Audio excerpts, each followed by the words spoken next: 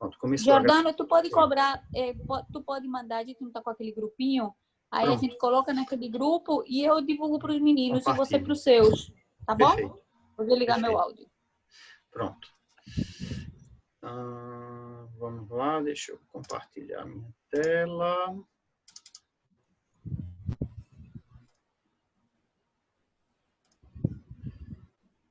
Pronto, gente, boa noite. Prazer para quem não me conhece, meu nome é Jordano. E essa aula, ela faz parte da aula da programação da residência da cardiologia lá do HMENOM, e a aula introdutória sobre ecocardiografia, né? Esse módulo de ecocardiografia vão ser 5 aulas seguidas, que a gente dividiu essa parte introdutória. A gente vai ter uma aula só sobre avaliação hemodinâmica, outra sobre medidas e função do ventrículo e função, né, do coração, uma de válvula e um só sobre os métodos, os outros métodos. Deixa eu deixar alguém aqui mudo.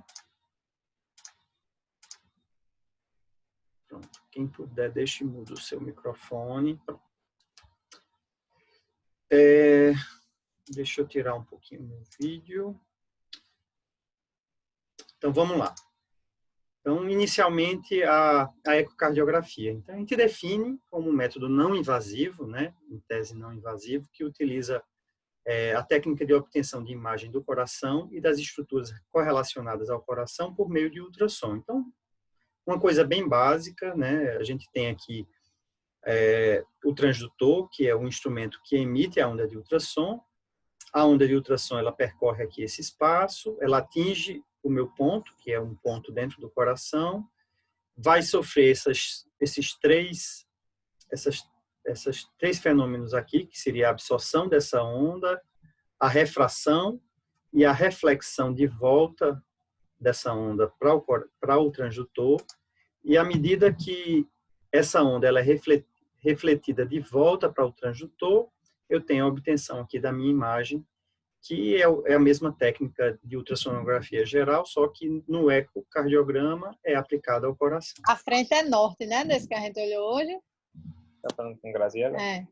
Eita, Né? tem alguém falando aí. Deixa eu tirar aqui. Desliga o áudio, Jordano. Eu vou botar mudo todo mundo. Pronto.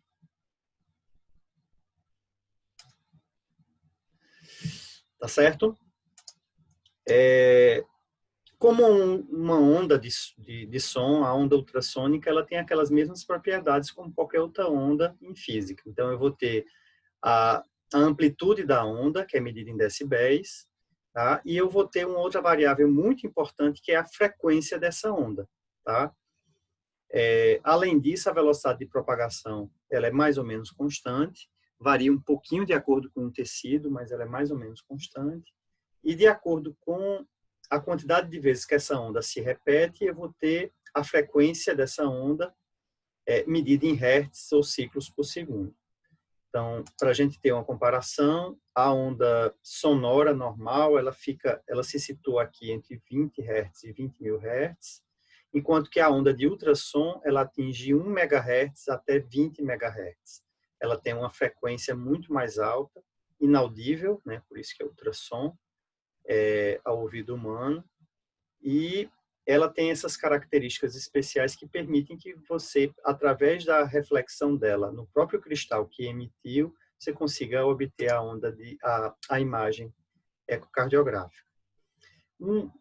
Apesar de ser muita física, tem coisas que são interessantes quando a gente entende essa questão da frequência e do comprimento da onda.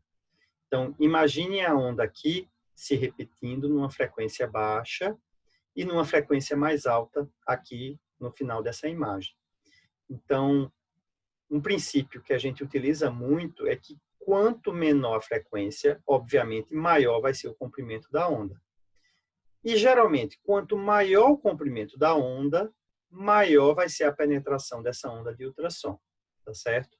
Então, quando eu faço o exame em um adulto, geralmente eu vou ter que usar uma frequência menor que vai me permitir um maior comprimento de onda, tá? Por quê? Com maior comprimento de onda, eu vou ter mais penetração e eu vou conseguir atingir, por exemplo, da ponta do coração, a região mais distante, que seria, por exemplo, o átrio esquerdo. Com uma frequência alta, eu não ia conseguir isso, tá? Então, o ideal é que a gente possa usar um ultrassom com alta penetração. Só que isso aí tem um porém. Quanto mais alta a penetração, maior o comprimento de onda e mais alta a penetração, eu vou ter uma menor frequência. E se eu tiver uma menor frequência, eu vou ter um empecilho muito grande, que seria a redução da resolução. Só para vocês entenderem, imagine esse mesmo diagrama aqui da onda de ultrassom, quando você quer examinar, se você quisesse examinar, por exemplo, essa imagem, tá? Então, se eu quisesse ver cada detalhe aqui desse carro, por exemplo, e usasse uma onda de alta penetração, ou seja, com baixa frequência, eu não ia conseguir distinguir os detalhes dessa imagem, tá? Mas eu ia conseguir ter a penetração. Já uma onda de altíssima frequência, mas que tem baixa penetração, eu vou conseguir ter os detalhes mínimos dessa mesma imagem. Por quê? Porque em determinado ponto aqui dessa foto aqui desse carro, a onda consegue passar até mais de várias vezes e aí consegue definir melhor essa imagem aqui. Então, quanto maior a frequência, maior a minha resolução. Só para vocês terem uma ideia, em adultos, geralmente, a gente usa um transdutor de 2, 2,5, 3 MHz, tá? É um transdutor de alta penetração, mas que é de baixa frequência. Quando você vai fazer exame em criança, geralmente você usa um transdutor de 5 MHz. A imagem é uma imagem perfeita, uma imagem ali de cinema, uma imagem linda, linda, linda, tá? Por quê? Como a criança tem o tórax menor, eu não vou precisar de muita penetração, eu posso usar um transdutor com mais alta frequência. E quando eu uso, por exemplo, o ecocardiograma transesofágico, a frequência de um transesofágico é geralmente de 10 MHz. Então, imagine que você tenha um trombo, uma vegetação ali de 1, 2 milímetros, que vai passar desapercebido pelo eco torácico e que vai ser muito bem visualizado pelo eco transesofágico. Então, essa seria a explicação física para aquele conceito de que a resolução é sempre maior quando você utiliza transdutores de alta frequência. E não dá para usar transdutores de alta frequência no dia a dia, porque você precisa de penetração. Então, voltando para aquele diagramazinho, a onda é emitida, sofre absorção, reflete e continua seu caminho aqui com um outro fenômeno físico chamado refração. Isso é importante que a gente entenda que existe a refração da onda de ultrassom, porque na medida que você vai se distanciando do transdutor, essa onda ela vai sofrendo modificações porque ela vai passando por estruturas sólidas do próprio coração e das regiões ali que tem antes do coração, entre o transdutor e o coração. Isso faz com que as estruturas mais profundas tenham também uma pior resolução, tá?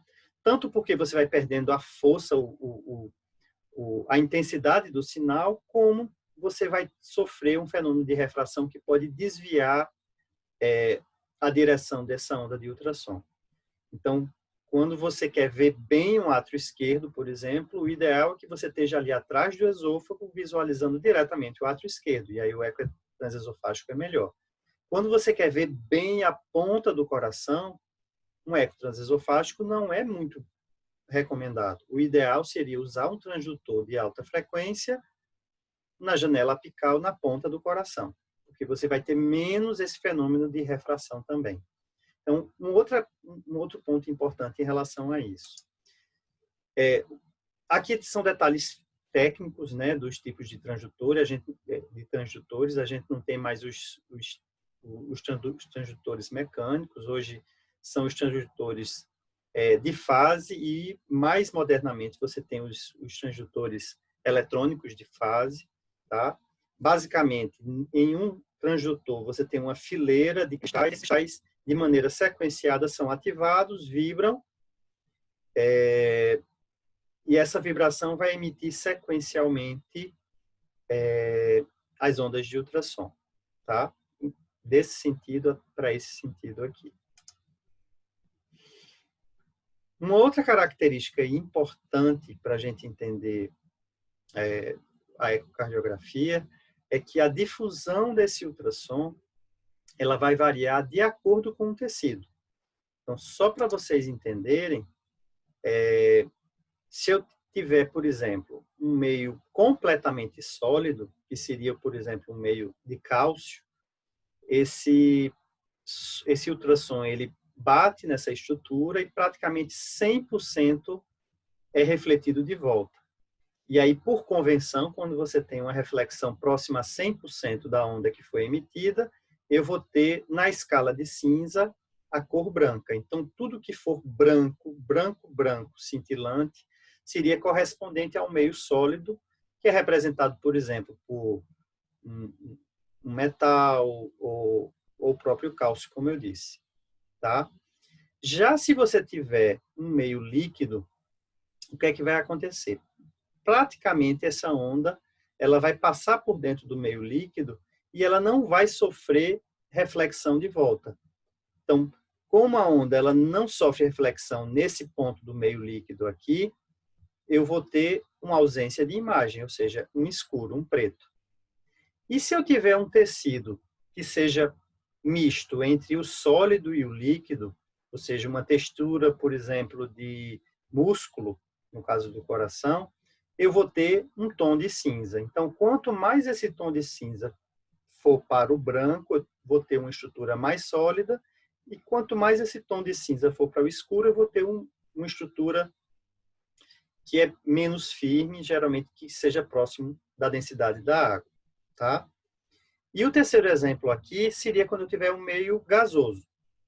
O meio gasoso, apesar dele ser um relativo bom transmissor de som, de ultrassom, ele tem uma dispersão de partícula muito alta. Isso faz com que, quando a onda de ultrassom passa por ele, ela sofre desvios e eu não consiga obter imagem nenhuma de nenhuma estrutura que esteja atrás dela. Então, a onda de ultrassom ela vem nessa direção, sofre vários desvios, não consegue seguir em frente e eu não consigo visualizar nada que tem atrás desse meio gasoso aqui.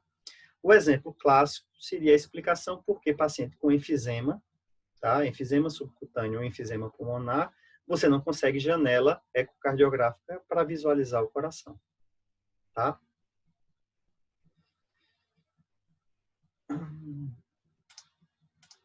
Teve alguma dúvida aqui? Depois eu respondo. Então, vamos lá. Quais são as vantagens e desvantagens do método? A vantagem principal é não invasivo, por isso você pode repetir quantas vezes achar necessário.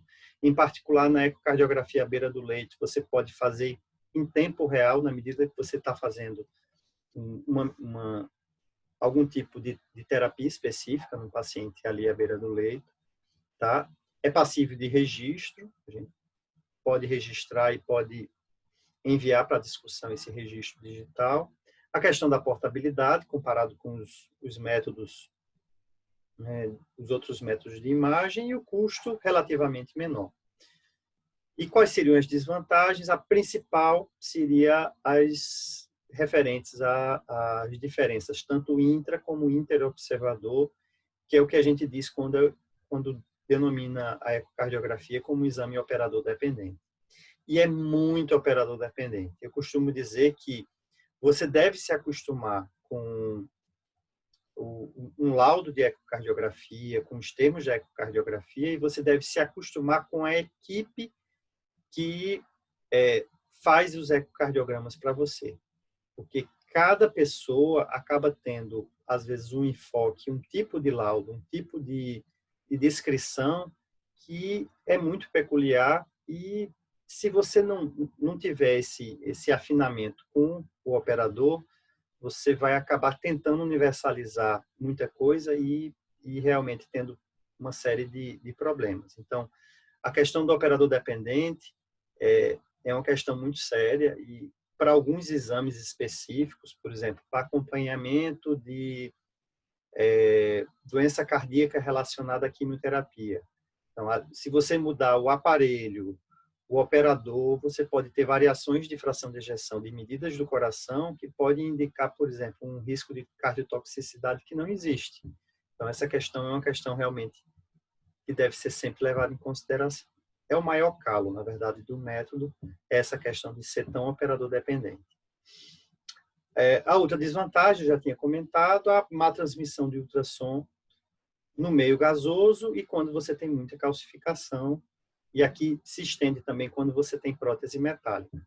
Então, por exemplo, uma prótese metálica mitral, ela praticamente inviabiliza a visualização no eco transesofágico de boa parte do ventrículo esquerdo. Porque a onda de ultrassom vai bater na prótese metálica e não vai conseguir seguir adiante, e você não vai conseguir, de dentro do esôfago, no eco transesofágico, visualizar bem o ventrículo esquerdo. Tá? Em relação aos acessos, eu já adiantei, existe a via transesofágica, que é feita através do esôfago, com ótima resolução, você está próximo ali de estruturas como a válvula mitral, o átrio esquerdo, e vai ter uma visualização excelente de todo o coração, e em particular dessas estruturas também. O eco nosso de cada dia, que é o eco transtorácico, e existe uma outra modalidade que é feita mais em alguns procedimentos específicos, que você, com o coração aberto, ou por via percutânea, você colocar um transdutor diretamente dentro do coração. Em relação ao transtorácico, a gente, quando for para a segunda aula, vai falar um pouquinho sobre as janelas, mas existem 4 pontos principais que você visualiza o coração através do tórax, que seria a correspondência aqui da parte apical, que seria a janela apical, a região paraesternal esquerda, tá? A região aqui supraesternal e a região subcostal. Então, seriam as 4 janelas principais. Em relação ao transesofágico, como eu já disse, maior resolução, então excelente para ver vegetação, para ver trombo, para avaliar septo interatrial, porque você aqui com o transdutor no esôfago, você consegue ter um eixo praticamente paralelo ao septo interatrial, diferente da via subcostal, que é usada pelo eco transtorácico. Ótimo para a válvula mitral, para próteses de uma maneira geral. Quando, obviamente, você tem uma janela torácica ruim, precisa de uma melhor definição. E uma outra indicação que é bastante comum é nos AVCs criptogênicos, porque você consegue identificar trombos intracardíacos, foramen oval patente, você consegue identificar placas de ateroma na aorta, tá? Causas de cardioembolismo que no torácico você não tem tanta sensibilidade para isso. É praticamente padrão ouro em ecos se o paciente tem um AVC criptogênico. Vamos falar um pouquinho sobre os modos, tá? Só para a gente entender, apesar de hoje se falar já além do bidimensional, no tridimensional, por que a gente continua nas aulas de eco falando sobre o modo M, que é o modo monodimensional, tá? O que seria o modo M? Na verdade, o modo M, ele é uma extensão da primeira imagem de ecocardiografia que se obteve, que foi o modo B de brilho. Então, só para vocês entenderem, imagine aqui o transdutor emitindo a onda de ultrassom. Em cada ponto aqui do coração existe aquele fenômeno que eu comentei no começo, de reflexão, refração e absorção. E em cada interface dessa existe a definição de um ponto específico. Então, imagine aqui o ventrículo esquerdo, a cavidade cardíaca sendo cortada no eixo curto, e você tem esses pontos aqui que são definidos assim. No modo brilho, que não existe mais, esses pontos eles ficavam numa tela se movimentando. E aí alguém teve uma ideia de correr a tela. Na verdade, não era... O primeiro registro não era nem em tela, era em papel corrido, né, em uma fita corrida. E esses pontos, eles corriam no tempo e aí se criou o modo M, que seria o modo monodimensional. Eu estou analisando só esses pontos, mas vejam aqui o eletrocardiograma correndo na medida do tempo. Então, esse ponto aqui seria o septo interventricular, esse preto aqui no meio, que seria aqui na região a cavidade ventricular esquerda, e a porção mais posterior, a parede posterior do ventrículo esquerdo. E aqui eu consigo ver, nesses pontos específicos, a diástole e a sístole. Tá? Se eu tenho a imagem bidimensional, que é bem parecida com essa azul aqui que está atrás, por que eu ainda vou usar o modo M? Tá? A principal vantagem da gente ainda usar o modo M é que, das maneiras de visualizar o coração pelo eco, o modo M é o que tem a maior resolução temporal. Tá? O modo bidimensional, ele é uma sequência de fotos tiradas do coração em tempos diferentes. Enquanto que o modo M, ele é muito mais preciso em termos temporais. Então, eu posso dizer, por exemplo, que a distância entre esse ponto e esse ponto é exatamente essa que está sendo medida aqui, e temporalmente falando, provavelmente seria a diástole máxima, e esses dois pontos aqui seria a minha sístole máxima. Então, muita gente ainda usa o modo M, por exemplo, para fazer medidas intracavitárias, e das medidas intracavitárias, com a diástole e a sístole máxima, por exemplo, fazer o cálculo da fração de ejeção. Tá? Então, se você tem uma estrutura que tem uma movimentação muito rápida dentro do coração, se você quiser ver ela com mais atenção, com uma melhor resolução temporal, o modo M ele pode ser preferível. Existem algumas utilizações. É verdade que com o avanço da tecnologia, a gente está usando cada vez menos o modo M. Mas muitas vezes em janelas difíceis, quando a qualidade da imagem do B não é tão boa e eu preciso de uma definição maior, volta e meia a gente acaba retornando para a imagem do monodimensional. O bidimensional seria uma evolução disso. Então, em vez de eu ter só uma linha aqui, em uma dimensão só, eu vou ter vários cristais. Aqui ainda era uma época que você tinha um motor, né, que era o eletromecânico, que movimentava esses cristais para você obter essas várias incidências aqui. Hoje você não tem mais esse tipo de estrutura nos transdutores, você tem vários cristais enfileirados, e esses cristais eles vão emitir independentemente a onda de ultrassom, que vai refletir e vai ser reabsorvida pelo transdutor. E aí eu vou ter uma imagem, que é uma imagem que é a padrão hoje nos exames de ecocardiografia. Tá? Veja um dado interessante, que à medida que eu tenho distanciamento, como eu disse, eu tenho refração, perda da força da força da onda de ultrassom, e vejam que, à medida também que eu me distancio, eu vou perdendo a lateralidade da imagem. Então, veja que a imagem aqui próxima do transdutor, ela tem uma resolução muito maior do que a imagem mais distante, não só por conta da refração e perda da força de ultrassom, mas porque as ondas elas ficam mais distantes uma da outra, e aí eu perco o que a gente chama de resolução temporal. Resolução lateral, desculpe. Tá? Então, aqui está o modo bidimensional, é basicamente como se a gente fatiasse o coração. Tá?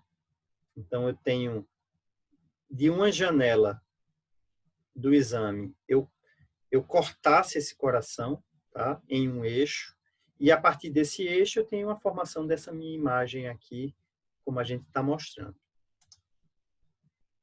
O que é que a ecocardiografia bidimensional vai avaliar? Então, basicamente, duas coisas, morfologia e função. Tá? A morfologia, ele vai avaliar morfologia das cavidades, das paredes, das válvulas do coração, dos vasos, do pericárdio, se o paciente tem alguma prótese. Cada elemento desse, ele vai avaliar o aspecto, o tamanho, as dimensões, e se você tem algum eco anômalo. Tá? Uma avaliação morfológica, sem considerar o aspecto funcional. O aspecto funcional da imagem bidimensional, ele vai ser através da contratilidade, tá? No caso dos ventrículos, tanto global como segmentar, e no caso das válvulas, a função no que diz respeito à dinâmica valvular, tá? O padrão ouro, para muitas alterações valvulares, vai ser o Doppler, que eu vou falar mais na frente, mas é fundamental que você, aliado ao Doppler, você tenha uma avaliação morfológica dessa função valvular para justamente corroborar e deixar mais certo que, por exemplo, uma válvula como essa que vocês estão vendo aqui na foto é uma válvula que tem uma redução da abertura e, obviamente, se eu conseguir um gradiente pelo Doppler aqui alto, corrobora que realmente deve ser uma estenose mitral, tá? Então, isso tudo é muito importante. Às vezes, a gente quer logo o padrão ouro, que é o Doppler, que é o gradiente, e esquece de ver na análise, no laudo ali, na análise da descrição morfológica, como é o aspecto dessa válvula, tá? Ou dessa cavidade. E isso é muito, mas muito importante. Ele deu um diagnóstico de uma valvulopatia, mas não descreveu bem a válvula, não disse se ela era espessada, se não era, se ela abria bem, se não abria bem. Isso tudo tem que ser ajuntado para você poder ter um laudo bem mais eficiente no final. Aqui a questão, como eu falei, da resolução espacial e temporal. A resolução espacial, a gente define resolução como a capacidade de determinar dois pontos como dois pontos separadamente. Quando você vê dois pontos como um ponto só, você atingiu você superou a resolução do aparelho, tá? Então, quanto maior a frequência, como eu disse, do transdutor, melhor vai ser a resolução, né? E a questão da resolução lateral, você perde muito na ecocardiografia. A resolução da profundidade ela é melhor que a resolução lateral. Um detalhe técnico, se, por exemplo, eu quiser medir alguma coisa nessa imagem, eu vou ter uma condição melhor de medir em profundidade, ou seja, um septo medido desse ponto até esse ponto, de que no sentido látero-lateral.